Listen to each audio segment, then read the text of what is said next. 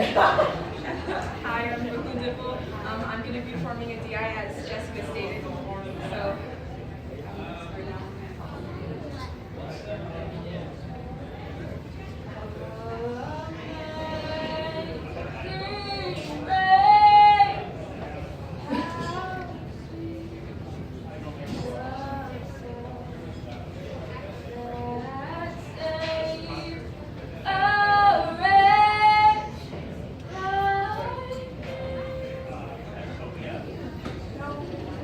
That was the favorite song of my mother, my best friend felt. A couple of times a year, it's given in the church. People in the congregation will come up to me and say things like, "That was so beautiful," or "I was so moved." Of course, they weren't talking about me, right? Maybe they thought they were, but no. It was the song, not me. And it wasn't until years later I finally understood that. There was one person in the church who was consistently unimpressed, which was someone's daughter Sarah, who was a couple years older than me. Sarah had this ironic smile, like she thought everything was a joke, and she was the only one in our group. Your singing's not bad, but some of these people really need to get a life.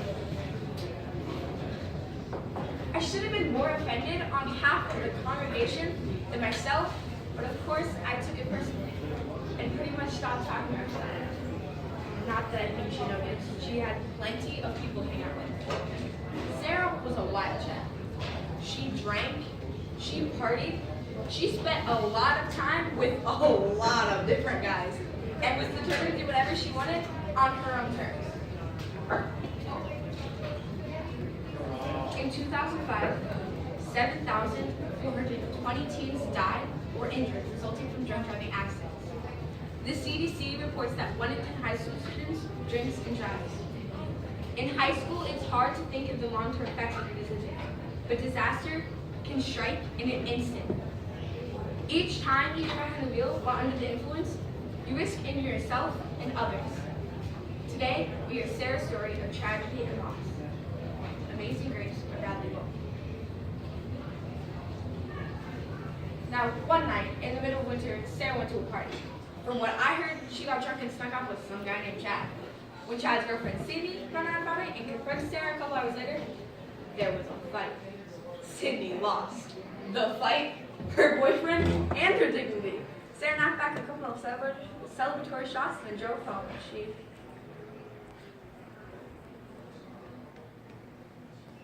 hit a tree, going 7 miles an hour. In the operating room, at County Hospital, miraculously, they brought her back. Sort of.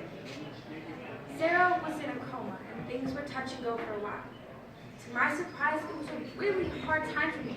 Even though Sarah and I were close, our families were. We all loved her, but we blamed her. Even though there was no question, she was at fault. We all waited for Sarah to come out of her coma. We were hoping for another miracle. 3 months later, we got it. Now, everyone knew things were going to be hard. That Sarah would probably never quite be her old self again. That she would need therapy and a wheelchair. That the real work was just beginning. But we had our miracle. When Sarah woke up, she had no memory of the night of the accident, and her recollection of life in general was sketchy and incomplete. Her short-term memory was, well, it was gone. She needed constant reminders of who people were. She would start a conversation and then start it again 5 minutes later. It was hard. Now, this may sound absolutely terrible, but the changes weren't all bad. Where Sarah had been snobby and arrogant, she was now humble and appreciative. She loved to give hugs. There was no irony in her smile. When she said, "I love you," she genuinely meant it and said it to everyone. Her first reaction when we walked through her door was unconditional love. We loved that about her. And though it was hard, we all loved her. It was impossible not to.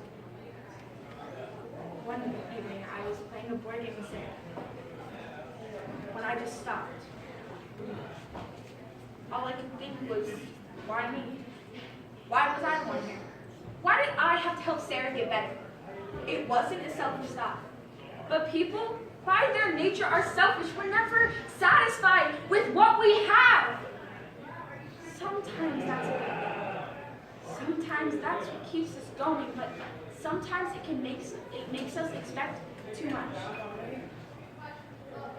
When Sarah got out of the hospital, it was really hard. She was a child with no short-term memory and a fragile, crippled adult body. She was unlikely. We loved her, but we could feel ourselves crumbling under her weight. The next 8 years we carried her away and paid the price for our needs. In that time, Sarah gradually became weaker and sicker, and her load became heavier and heavier until one day she slipped away for good. Tears fell. Tears of loss. Tears of mournful hope that Sarah was finally at peace, and her tears went in private. Secret tears hurting 8 years of resentment. At long last, washed away by cleansing flood. We were finally free. All that was left was a funeral to say goodbye. Over the past 8 years, my burdens have been the lightest. I had helped take care of her and pay the price for her miracles, even though no one asked me to. I had done more than expected. But there was one final burden that was mine alone. Sarah's mom asked me to sing Amazing Grace. Now, I couldn't say no, but I couldn't imagine doing it. I had always cried at funerals, and this seemed impossible. But our two families had done the impossible for the past 8 years, so how could I do any less now? I stood there and I remembered how Sarah would roll her eyes with those reactions from years before. But when she died, she was a different person, and I had a strong feeling that somehow this would make her happy. I stood there and I tried not to feel, not think. I told myself there was no flower-covered casket in front of me.